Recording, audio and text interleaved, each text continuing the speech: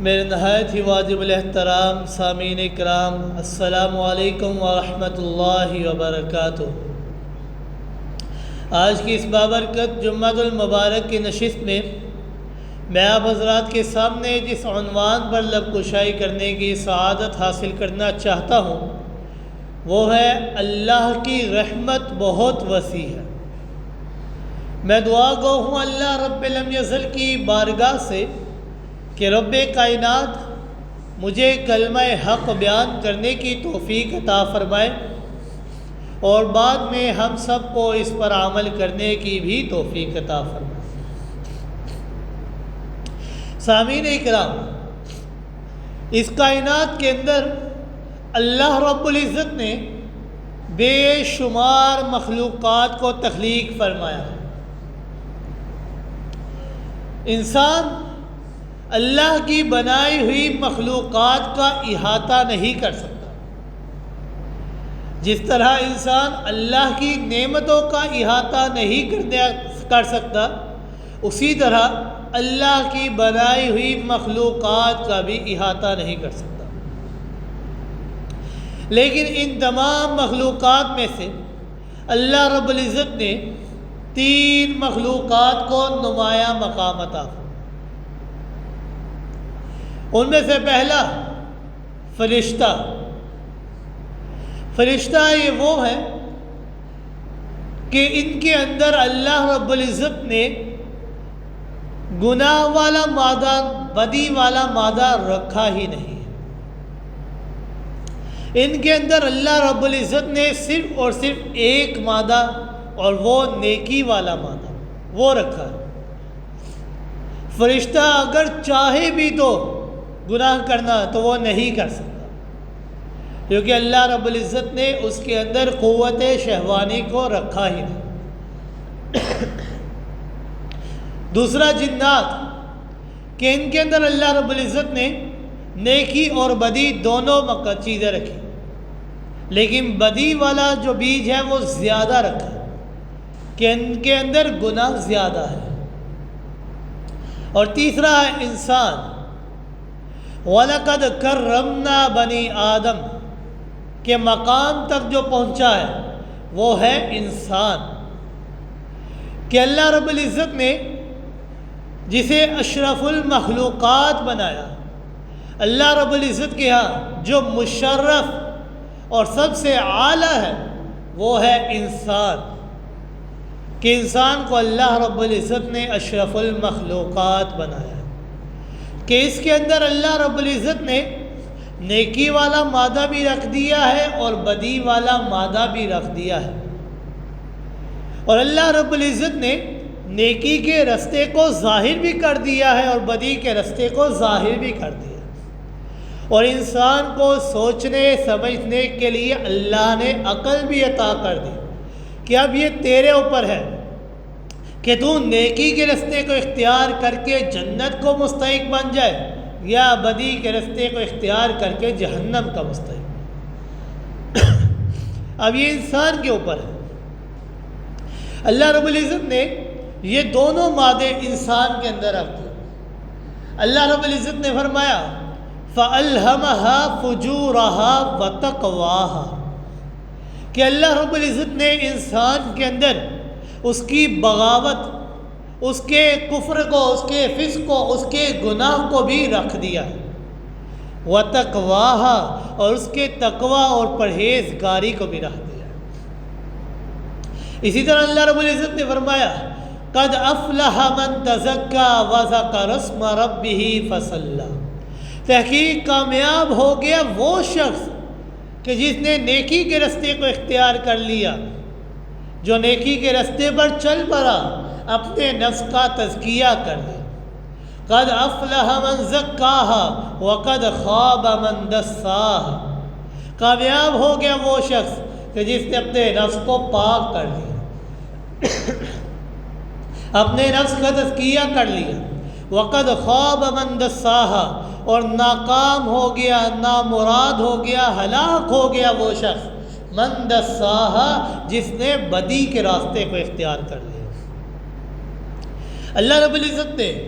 دونوں مادے انسان کے اندر رکھ دیے ہیں۔ اب انسان کے اوپر ہے جس مرضی چاہے رستے کو اختیار کرے، لیکن انسان وہ ایک کمزور ہے، وہ بڑا ہی کمزور ہے۔ اس کے اندر دو طرح سے حملہ آور ہوتا ہے۔ ایک انسان کا اپنے اندر جو نفس ہے وہ انسان کے اوپر حملہ آور ہوتا ہے، جسے خواہش کہا جاتا ہے۔ اندر سے نفس حملہ آور ہوتا ہے اور باہر کی طرف سے شیطان ابلیس حملہ آور ہوتا ہے۔ شیطان انسان کو تباہ و برباد کرنا چاہتا ہے، کیونکہ اسی انسان کی وجہ سے اسے جنت سے نکالا گیا تھا، اسی انسان کی وجہ سے وہ جہنم سے نکال دیا گیا تھا، اسی انسان کی تعظیم نہ کرنے کی وجہ سے اسے جنت سے نکالا گیا۔ لہذا شیطان کی پوری کوشش یہ ہوتی ہے کہ وہ انسان کو ہلاک و برباد کر دے، وہ انسان کو گناہ کی طرف لگانے کی کوشش کرتا رہتا ہے،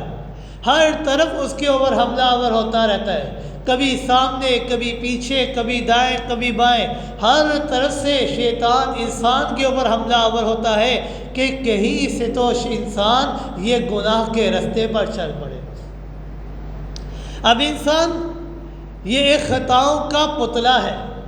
اس سے گناہ ہو کر ہی رہنے ہیں۔ جناب محمد رسول اللہ صلی اللہ علیہ وآلہ وسلم نے فرمایا، کل بنی آدم خطاء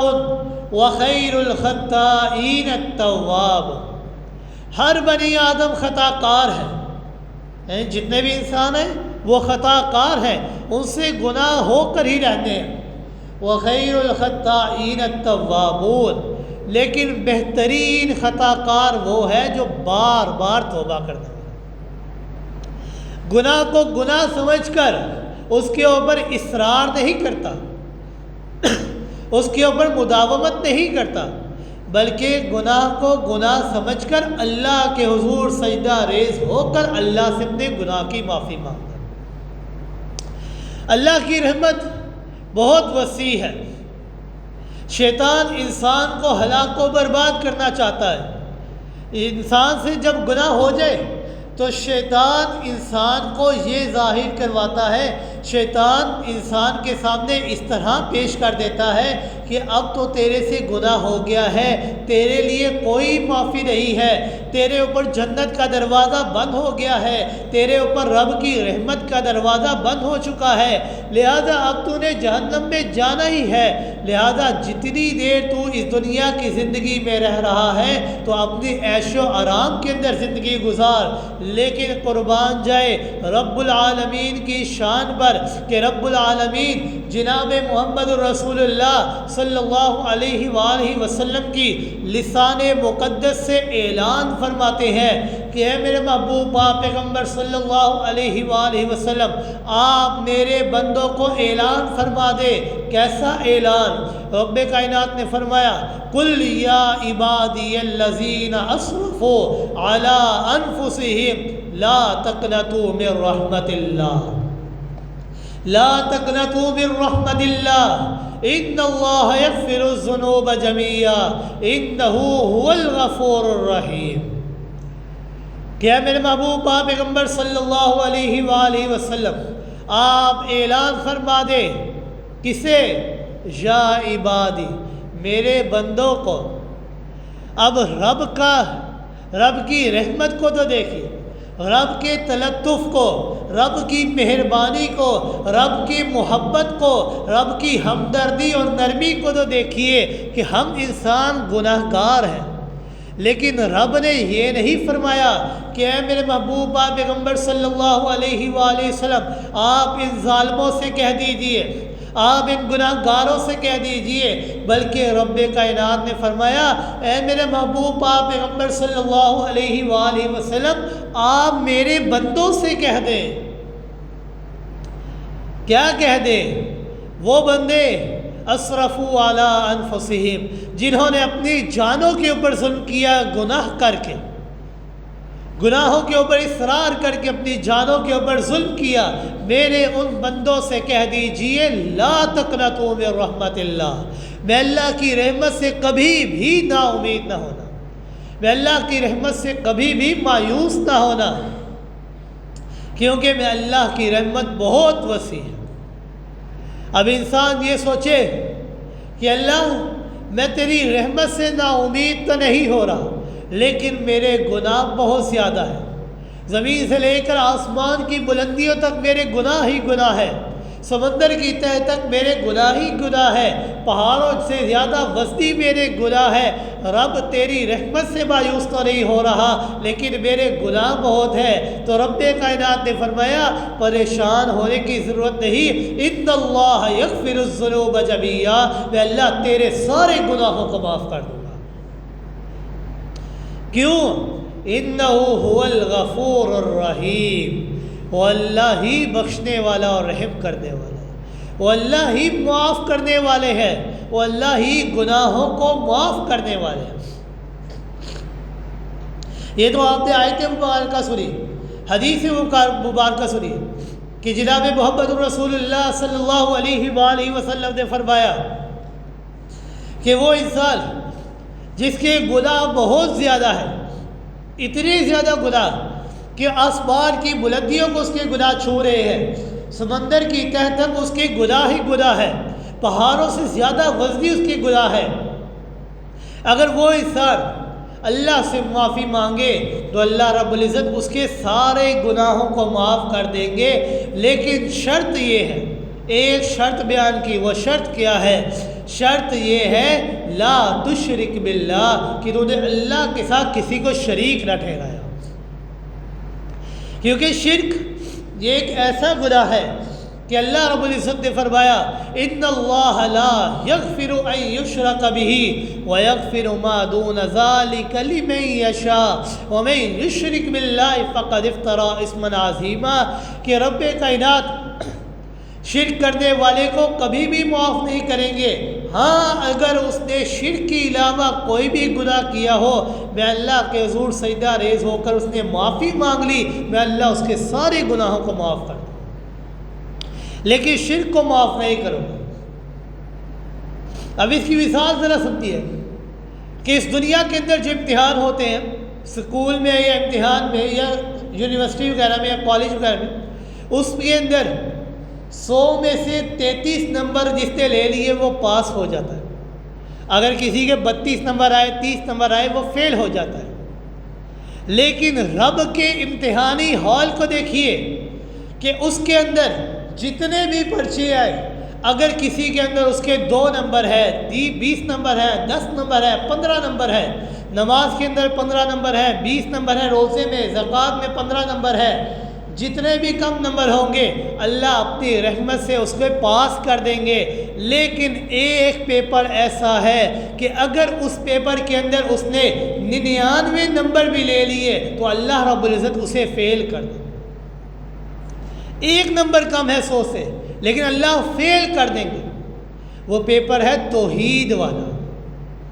کہ اگر اس پیپر کے اندر 1% بھی یا 1 نمبر بھی شرک آ گیا تو اللہ اس کے سارے جو نیکی والے کام ہیں اس کو ختم کر دیں گے، وہ سارے ضائع اور برباد ہو جائیں گے،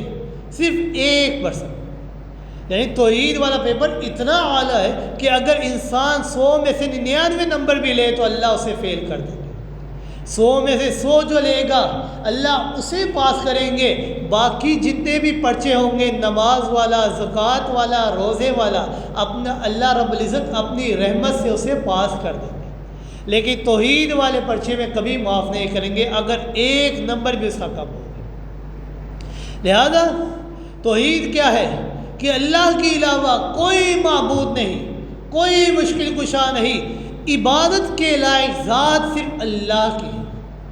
اگر یہ اپنی زمین جھکانی ہے صرف اللہ کے سامنے جھکانی ہے اور کسی کے سامنے نہیں جھکانی۔ اللہ رب العزت نے یہ سارے انعامات، ساری مہربانیاں کس کو دی؟ اس کو دی کہ جو شرک سے بچ گیا، جو موحد ہوگا، یعنی جو انسان موحد ہوگا اگر اس کے نامہ اعمال کے اندر نیکیاں کم بھی ہوں گی تو اللہ اپنی رحمت سے اسے معاف کر دیں گے اور اسے جنت کا مستحق بنا دیں گے، اس بندے کو جو موحد ہوگا۔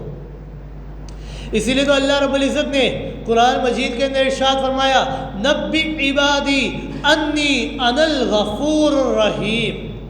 کہ اللہ رب العزت نے فرمایا نبی عبادی، کہ اے میرے محبوب پاک پیغمبر صلی اللہ علیہ وآلہ وسلم آپ میرے بندوں کو خبر دے دیجئے، کس چیز کی؟ انی انا الغفور الرحیم، کہ بے شک میں ہی معاف کرنے والا ہوں، میں ہی رحم کرنے والا ہوں۔ اسی طرح اللہ رب العزت نے فرمایا 10واں سپارہ سورۃ توبہ آیت نمبر 104 کے اندر الم یعلموا ان اللہ هو یقبل التوبۃ عن عبادہ ویأخذ الصدقات وان اللہ هو التواب الرحیم۔ اب ذرا ان دونوں آیتوں کے اندر، ان تینوں آیات کے اندر ذرا غور تو کیجیے۔ پہلی آیت اللہ رب العزت نے فرمایا قل یا عبادی الذین اسرفوا، دوسری آیت فرمایا نبی عبادی انی انا الغفور الرحیم، اور تیسری آیت نے فرمایا الم یعلموا ان اللہ هو یقبل التوبہ۔ پہلی دو آیات میں اللہ رب العزت نے جناب محمد رسول اللہ کو یہ آرڈر دیا کہ آپ اعلان فرما دیں، آپ میرے بندوں کو بتا دیں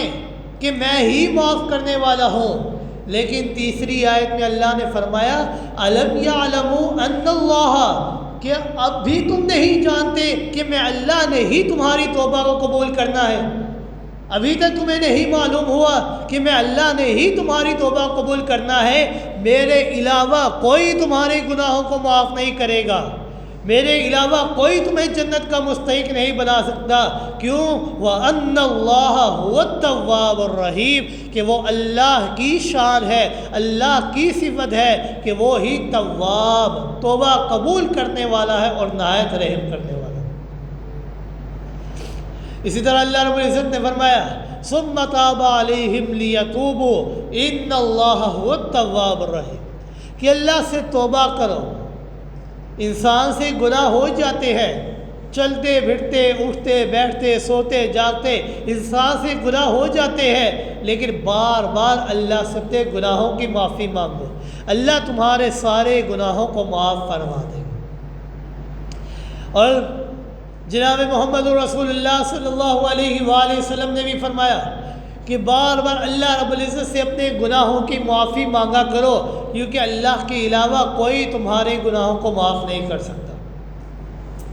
اللہ رب العزت نے فرمایا 14 سپارہ سورۃ النساء آیت نمبر 17 کے اندر انما التوبۃ علی اللہ للذین یعملون السوء بجہالۃ ثم یتوبون من قریب فاولئک یتوب اللہ علیہم وکان اللہ علیما حکیما،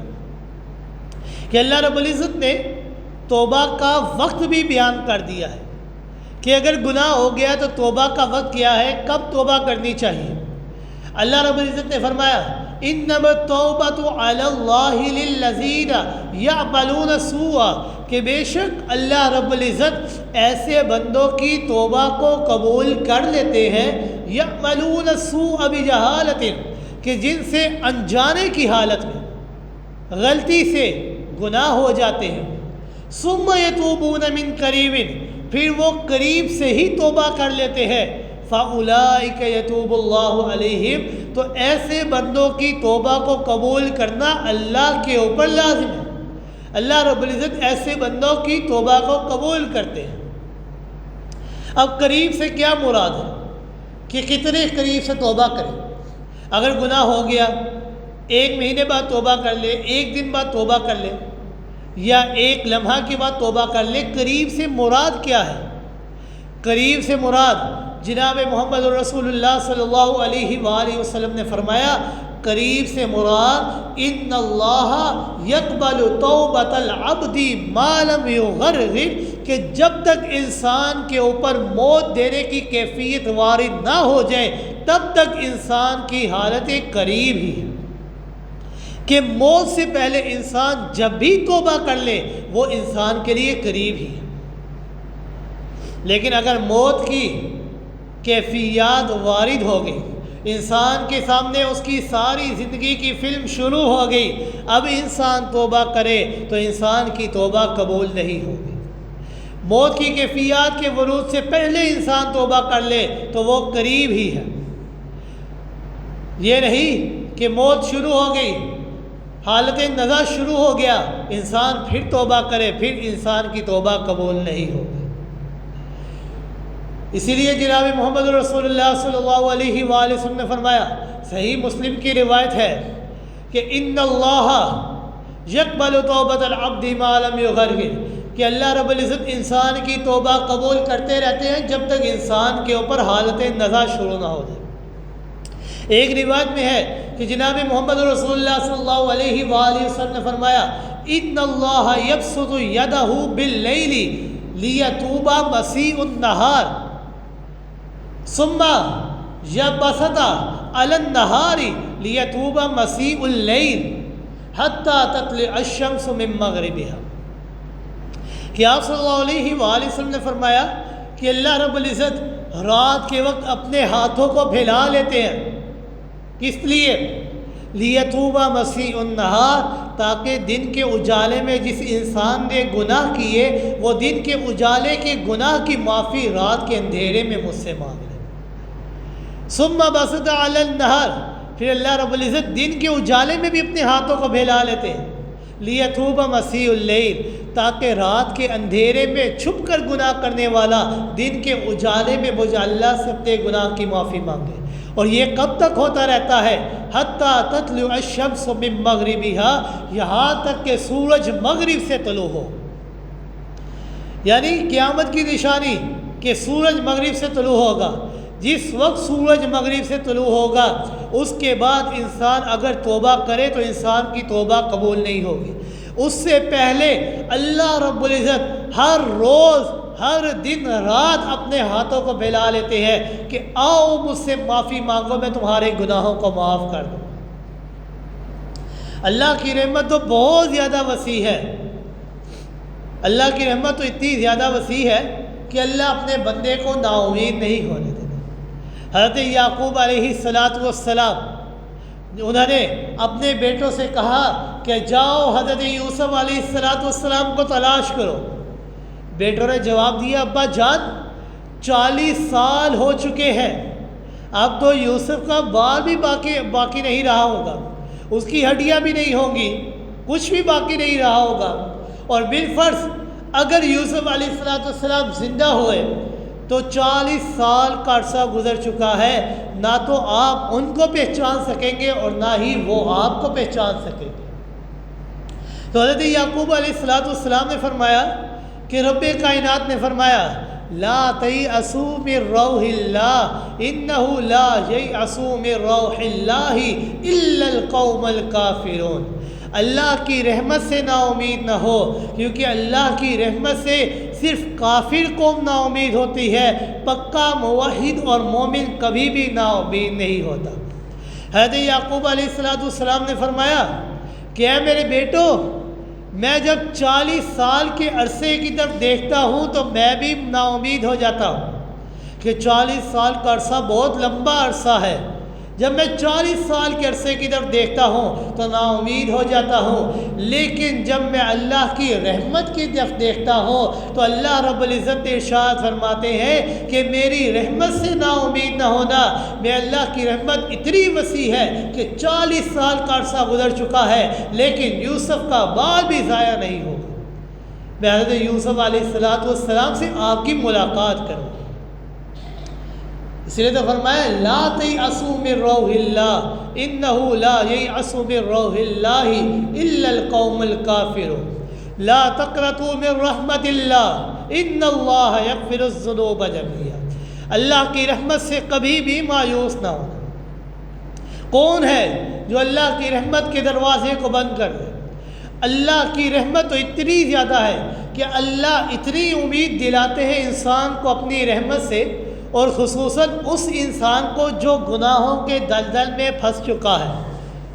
جو گناہ کر جانے کی وجہ سے مایوس ہو جانے والا ہے، جو نا امید ہو جانے کے قریب ہے، اللہ رب العزت ایسے بندے کو اپنی رحمت سے امید دلاتے ہیں کہ مایوس نہ ہو، لا تقنطوا من رحمت اللہ، میں اللہ کی رحمت سے مایوس نہ ہونا۔ جو انسان اللہ سے اپنے گناہوں کی معافی مانگتے ہیں، اللہ رب العزت 3 انعامات عطا فرماتے ہیں۔ پہلا انعام، ان اللہ یغفر الذنوب جميعا، کہ اللہ رب العزت اس انسان کے سارے گناہوں کو معاف کر دیتے ہیں۔ اللہ رب العزت صرف گناہوں کو معاف ہی نہیں کرتے بلکہ اللہ اس سے بڑھ کر اور صلہ عطا فرماتے ہیں۔ دوسرا انعام اللہ رب العزت عطا فرماتے ہیں، الا من تاب وآمن وعمل عملا صالحا فاولئک یبدل اللہ سیئاتہم حسنات، کہ اللہ رب العزت جو انسان صدقے دل سے اللہ سے توبہ کرتا ہے، اللہ رب العزت صرف گناہ ہی معاف نہیں کرتے، فاولئک یبدل اللہ سیئاتہم حسنات، اللہ رب العزت ایسے بندوں کے گناہوں کو نیکیوں میں تبدیل کر دیتے ہیں۔ یعنی جتنے گناہ ہوں گے اللہ رب العزت نامہ اعمال میں اتنی ہی نیکیاں لکھ دیتے ہیں، لیکن شرط یہ ہے صدقے دل سے توبہ کریں۔ ایک تیسرا انعام اللہ رب العزت عطا فرماتے ہیں جو بڑا ہی پیارا انعام ہے، بڑا ہی خوبصورت انعام ہے۔ اللہ رب العزت نے فرمایا سورہ مومن 24واں سپارہ آیت نمبر 7 کے اندر، الذین یحملون العرش ومن حولہ یسبحون بحمد ربہم ویستغفرون للذین آمنوا ویؤمنون بہ ویستغفرون للذین آمنوا ربنا وسعت کل شیء رحمتا وعلما فاغفر للذین تابوا واتبعوا سبیلک وقہم عذاب الجحیم، کہ اللہ رب العزت نے جتنے بھی فرشتے ہیں تمام فرشتوں کی ڈیوٹیاں مقرر کر دی۔ ان میں سے کچھ فرشتے وہ ہیں کہ جو حاملین عرش ہیں، اللہ کے عرش کو اٹھائے ہوئے ہیں۔ اب جو انسان سچے دل سے توبہ کرتا ہے اللہ رب العزت ان کو تیسرا انعام عطا فرماتے ہیں، الذین یحملون العرش، کہ وہ فرشتے جو رحمان کے عرش کو اٹھائے ہوئے ہیں، ومن حولہ، اور اس کے ارد گرد کے جتنے فرشتے ہیں، یسبحون بحمد ربہم، وہ اللہ کی تسبیحات کو بیان کرتے ہیں، ویؤمنون بہ، وہ اللہ کے اوپر ایمان لاتے ہیں، ویستغفرون للذین آمنوا، اور ان ایمان والوں کے لیے اللہ سے معافیاں طلب کرتے ہیں۔ کن ایمان والوں کے لیے؟ کون سے مومنین کے لیے؟ کہ وہ فرشتے اللہ سے اس طرح دعا کرتے ہیں، ربنا